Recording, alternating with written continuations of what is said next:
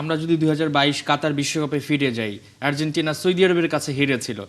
Brazil হারেনি, কিন্তু তাদের এই ড্রটা অনেকে মেনে নিতে পারছেন না, ব্রাজিল সমর্থকরা মেনে নিতে পারছেন না। আর আর্জেন্টিনার যারা সমর্থক তারা তো ওত পেতে আছেন কখন এটা নিয়ে সমালোচনা করবেন। তো সবকিছু মিলিয়ে আসলে পরবর্তীতে তো তাদেরকে কামব্যাকই করতে হবে, কারণ দিন শেষে তাদের জয়টা বেশি প্রয়োজন ছিল টিম স্পিরিটের জন্য। আর্জেন্টিনার সমর্থকদের উদ্দেশ্যে কি বলবেন? তারা এরই মধ্যে কিন্তু সোশ্যাল মিডিয়াতে নিয়ে নানান রকম কথা বলা শুরু করে দিয়েছে। মনে হচ্ছে আসলে মরক্কো খেলেনি, আর্জেন্টিনা খেলেছে।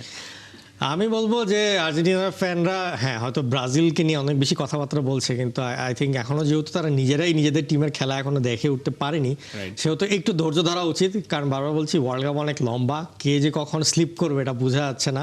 সো ব্রাজিল একটা বড় টিমের এগেনস্টে কিন্তু ম্যাচ হারেনি, এই জিনিসটা খেয়াল রাখতে হবে। আপনারা শুধু এইভাবে দেখলে হবে না যে ব্রাজিল খারাপ খেলেছে, কিন্তু খারাপ খেলেও কিন্তু তারা 1 পয়েন্ট নিয়ে ফেরত এসছে।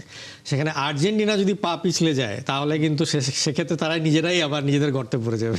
তার মানে 20 তারিখ যে হাইতির সঙ্গে খেলাটা রয়েছে ব্রাজিলের, তার আগে কিন্তু 17 তারিখ আবার আর্জেন্টিনাকে আলজেরিয়া পরীক্ষাটা দিতে হবে, এবং সেখানেও কিন্তু পা ফসকে তারা পিছলে যেতে পারে। আলজেরিয়া কিন্তু টিম হিসেবে এখন দুর্দান্ত খেলছে, তো ওই জন্য আর্জেন্টিনাকে একটু খেয়াল রাখতে হবে এই ক্ষেত্রে। নিঃসন্দেহে এই ম্যাচটা কিন্তু তাদের জন্য বলা যায় যে একটা পরীক্ষা নিজেদের জন্য, যে একটু নিজেদেরকে প্রস্তুতি করে নেওয়া, যে কোনো সময় যে কোনো কিছু ঘটতে পারে।